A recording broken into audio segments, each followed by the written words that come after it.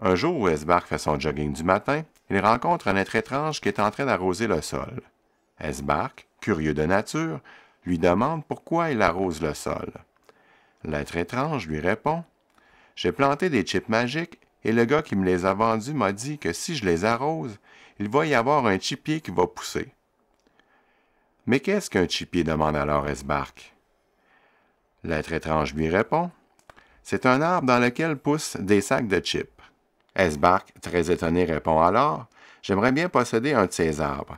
Les chips sont un de mes aliments nutritifs préférés après les hot dogs au sirop d'érable. » L'être étrange lui répond alors: « Si vous me promettez de planter cette chip magique, je vous la donne. » Esbark, toujours très poli, le remercie et promet de faire selon les instructions de l'être étrange.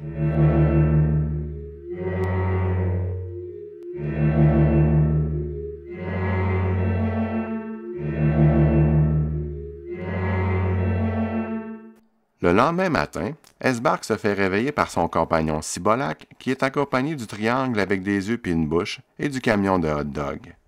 « Réveille-toi vite, Esbark, il s'est produit quelque chose d'extraordinaire. » C'est en sortant dehors qu'Esbark constate que la chip qu'il a plantée était bel et bien magique et que son chipier a poussé jusque dans les nuages. Au même moment, une armée de petits bonhommes à quatre pattes descendent du ciel. Ils sont armés de lances et ils ne semblent pas avoir de bonnes intentions. Sans poser de questions, ils attaquent Esbark et ses amis qui n'ont pas vraiment le temps de réagir. En un instant, environ 100 000 petits bonhommes à quatre pattes envahissent la planète. Esbark et ses compagnons n'ont pas d'autre choix que de battre en retraite en retournant dans leur maison. Après avoir pris soin de barrer les portes, Esbark prend alors la parole en disant: « Ces petits bonhommes à quatre pattes semblent trop nombreux pour qu'on les affronte. De toute façon, je n'aime pas la violence pour régler les conflits. Par contre, j'ai un plan qui va sûrement pouvoir faire en sorte que ces petits bonhommes à quatre pattes retournent d'où ils viennent. » Esbark sort alors de sa collection de disques le premier album du chanteur québécois à succès Normand Lamour. Il le plante dans un pot et il prend bien soin de l'arroser en chantant la chanson La poignée de porte, mais en version death metal.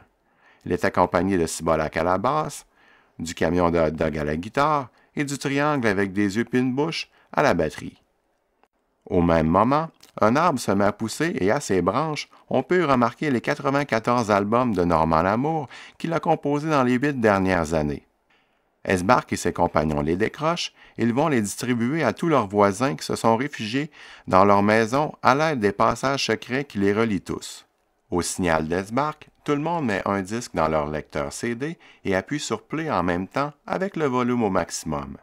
La combinaison de ces albums de Normand Lamour produit un bruit très désagréable pour les petits bonhommes à quatre pattes qui n'ont pas d'autre choix que de retourner d'où ils viennent. C'est donc comme ça que la musique de Normand Lamour a sauvé les habitants de la planète des chips magiques.